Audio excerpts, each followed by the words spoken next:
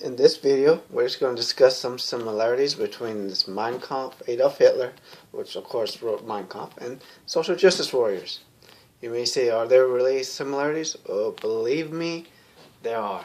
Now, before I start this video, this is not all feminists and social justice warriors. I'm not talking about all you guys. Just the ones that, do the air horns and male tears and don't care for free speech, get your hate speech off this campus, get your hate speech off this camera, trigger, that nonsense. You make a bunch of noise, shut people down so they can't talk or spit people's faces. You guys, this is what I'm talking about. And the same with the Black Lives Matters, not all of them. Now, those of you who have ever read Mein Kampf or watched his videos, well, it's not his videos, but his speeches, which you can find on YouTube, especially if you read his Mein Kampf. First off, I want to discuss the good in this book. There are some, very little, but some. He is absolutely right what he says about politicians and propaganda, how you use propaganda. And and that's the point, you will see how well he used propaganda against the Jews. You see that with these social justice warriors, everyone's racist, sexist, homophobic. If you're a white male, if you're a straight white male, if you're white, you're racist. If you're heterosexual, you hate trans people and homosexuals. They use cis and all this crap. Anytime I hear them use the word cis, I think of the organic chemistry, cis and trans and all that garbage. Like, you just taking words from other things and trying to, transsexual and not transsexual, but when they say heteronormative and garbage like that, try to invent words. If you do read this book, especially what he says about propaganda, especially how he talks about the Jews, you read his propaganda about the Jews, you will see the same crap from these feminist, social justice warriors, Black Lives Matters, and others. They demonize the other side like they're just absolutely evil and horrible. They don't even want to hear their opinions. They want to silence other people. Adolf Hitler was very good at that. This book, if you read this book, it will not make you like Adolf Hitler, and it will not make you like the Nazis. You will actually hate them more than you already do. I promise you that.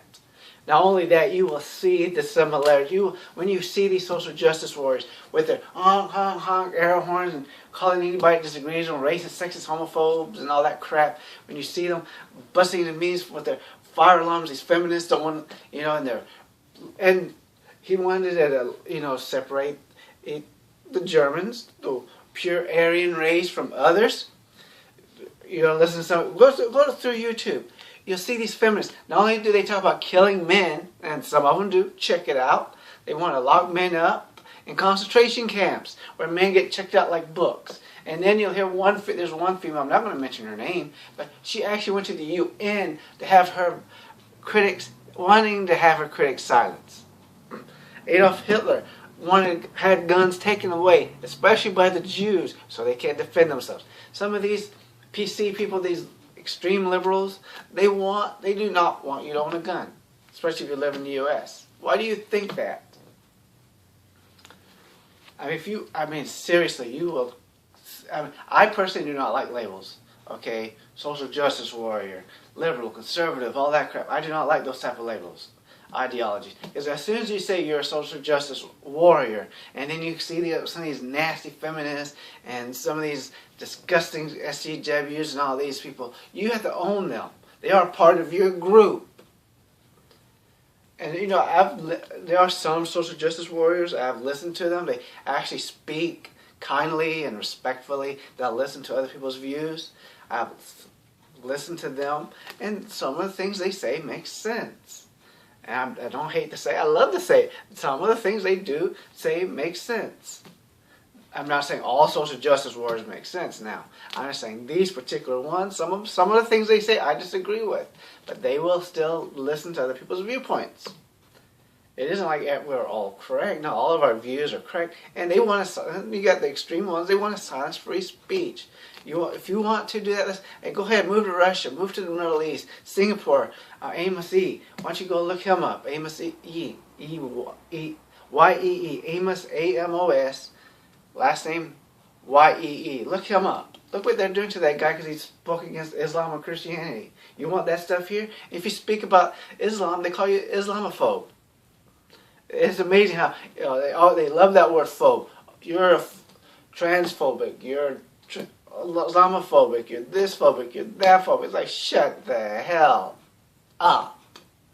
You use the word. Do you even know what the word phobe means? Anytime I hear the word phobic, all I think is hydrophilic and hydrophobic from biology. That's what I think, because it doesn't really make sense using it any other way, because it's just doesn't really make a huge amount of sense. Homophobe. Fear water. If you're using it not to like, okay, I get it. Homophobic, don't like gays. But just because someone doesn't agree with some of the things they do doesn't necessarily make them homophobic. Just like, there are a lot of heterosexuals, very, very hateful, very nasty, very vile. I wouldn't call a homosexual a heterophobe because they don't like them. I don't like them. Having this stupid God hates fags crap and all this stuff. Who cares if someone's gay? Who in the hell cares if someone wants to change their sex? Who cares? Who cares if someone identifies as another gender? Who cares if someone wants to do it? I agree with that. I admit, at one time, when it came to people who wanted to change their genders, I did not agree with that. But I listen to those that are intelligent, that are able to give their views, and I thought, really they're correct. Why would I want to be against it? If someone wants to do it, that's their business. They're not harming anybody. They're not harming themselves. And really, it's more harmful to force them to be what they feel they're not. So it's not like, I disagree with everything SJWs say. But another thing you'll notice about SJWs, they don't talk about ageism. Have you ever noticed that? I've never heard them talk about ageism. You know why? Most of them are young. So it doesn't really affect them too much, up to a point. Now, it does affect them when people see young people, millennials, and they're insulting millennials. I do not insult millennials. I work around millennials, and not all millennials are. Most of them, they're no different than any other generation, really. They're not. I remember, I'm Generation X. I remember in the early 90s when George Bush was the older one, the George Bush Sr., not the other ones. This is way back in 92. That he was running for re-election.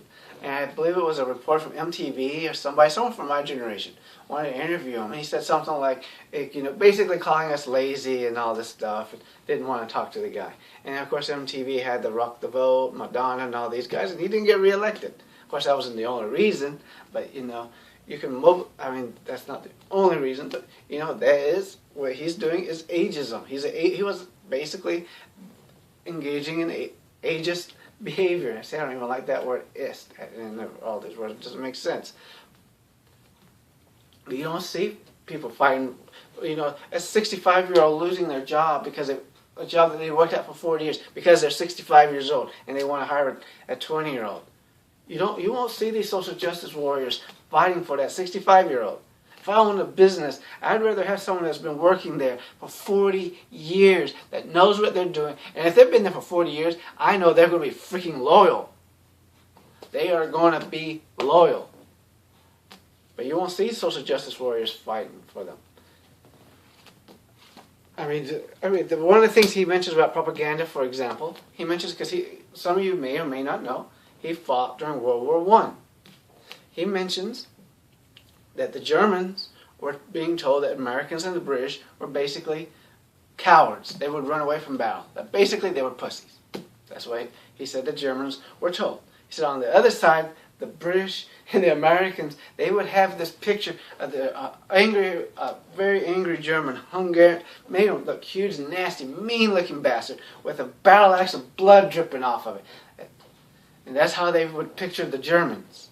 He mentioned when they would go to battle, the Germans would see that the British and the Americans were not running from battle. And you know how badass the British were during World War II. I mean, the Battle of Britain, they didn't cower at all. I mean, they did not cower.